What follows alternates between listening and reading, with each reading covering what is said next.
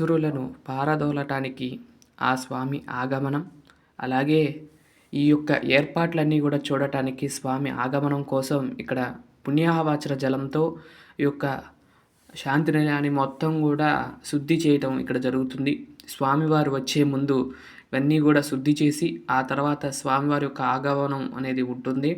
ఇక్కడ ఇప్పుడు మొత్తం కూడా శాంతి నిలయం మొత్తం కూడా ఆ యొక్క జలంతో సంప్రోక్షించటం జరిగింది.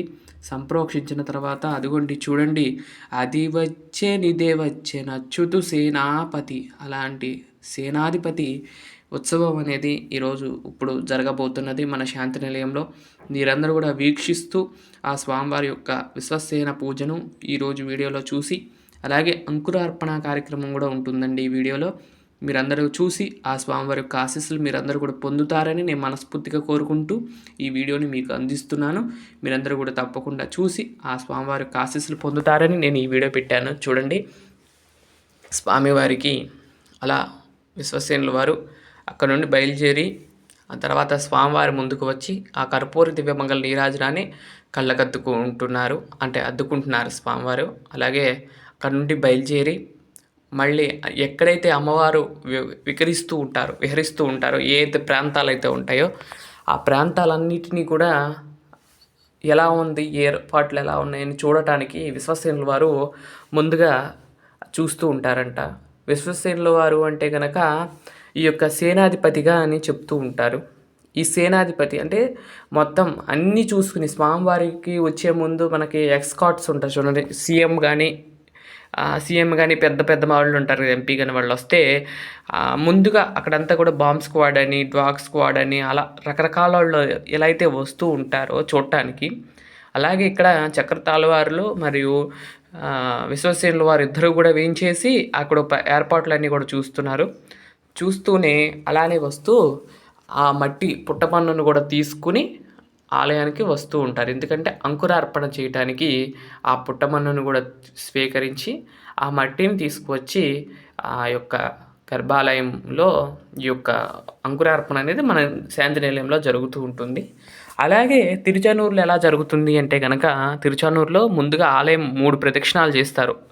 ఆ లోపల 3 ప్రదక్షిణాలు చేసిన తర్వాత ఆ తర్వాత స్వామివారు బయటకు వచ్చి ఇటు మామూలుగా మాడవీధుల్లోకి వెళ్ళరండి విశ్వసేనుల వారు. ఈరోజు ఏం చేస్తారంటే కనుక ఇటు డౌన్ స్టెప్స్ ఉంటే మీకు ఎదురుగా శుక్రవారపు తోట ఉంటుంది, ఆ స్టెప్స్ దిగి శుక్రవారపు తోటలో వెళ్ళి అక్కడ శుక్రవారపు తోటలో ఆ మండపం వెనక వైపు ఒక చెట్టు ఉంటుంది, వేప చెట్టు.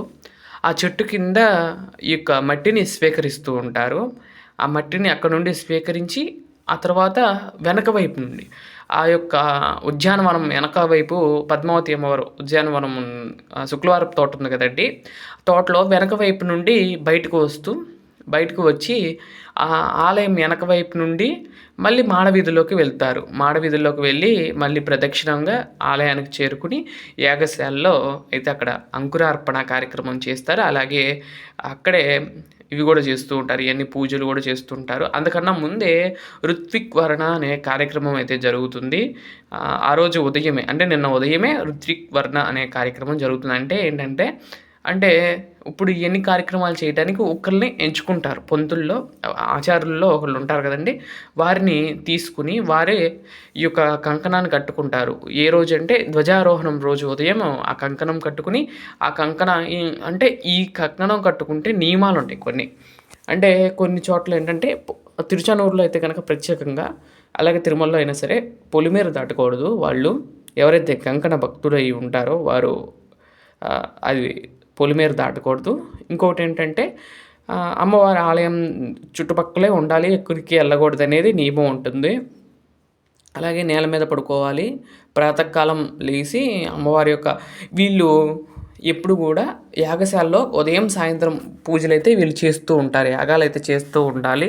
ఈ యొక్క కంకణం కట్టుకున్న వారు ఎవరైతే ఉన్నారో వారు యాగశాలలో కార్యక్రమాలు అయితే ఉంటాయి. ఎప్పుడు వస్తారంటే కనుక వీళ్ళు అమ్మవారికి అభిషేకం చేయాలన్నా, అమ్మవారికి ధ్వజారోహణం కానీ ధ్వజ అవరోహణం కానీ వసంతోత్సవం కానీ అలాంటి సమయాల్లో వీళ్ళే ఆ యొక్క అమ్మవారికి పూజ చేస్తూ ఉంటారు. అలాగే పంచమి తీర్థం రోజు ఇలాంటి కొన్ని కొన్ని విశేషమైనప్పుడు మాత్రం వాళ్ళే చేస్తారు. అలంకారం అప్పుడు అలంకార దర్శనం, శేషవాహన దర్శనం అలా అన్నప్పుడు వేరే వాళ్ళైతే చేస్తూ ఉంటారు. అలా అయితే జరుగుతూ ఉంటుంది.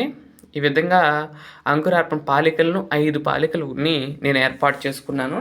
5 దిక్కులకు 4 దిక్కులకు 4 మధ్యలోది ఇది.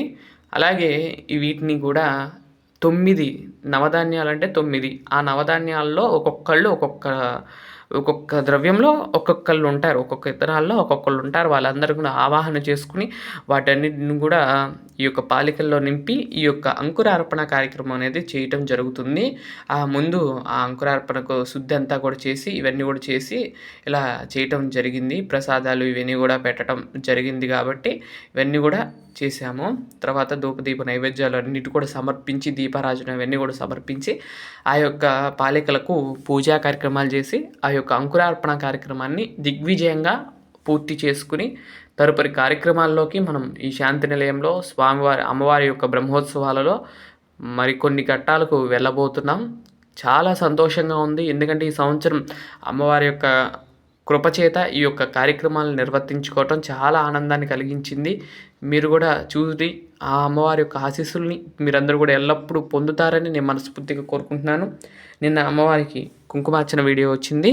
ఈరోజు అమ్మవారి యొక్క ఈ అంకురార్పణ వీడియో వస్తుంది. చూసి రేపు సాయంత్రం అమ్మవారి యొక్క చిన్న శేష వాహన సేవను వీక్షించండి.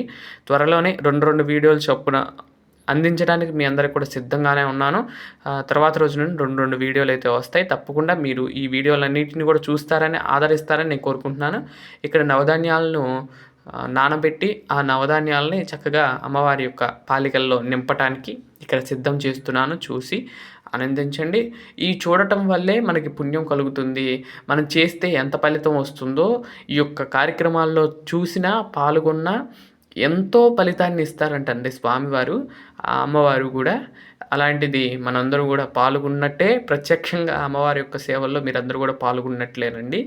అమ్మవారి యొక్క ఆశీస్సులు మీ అందరి మీద ఎల్లప్పుడూ ఉండాలని నేను మనస్ఫూర్తిగా కోరుకుంటూ ఈ విధంగా అయితే అంకురార్పణ కార్యక్రమం అయితే పూర్తయినది. ఇంకా మన శాంతి నిలయంలో ఈరోజు ఉదయం ధ్వజారోహణం జరిగింది.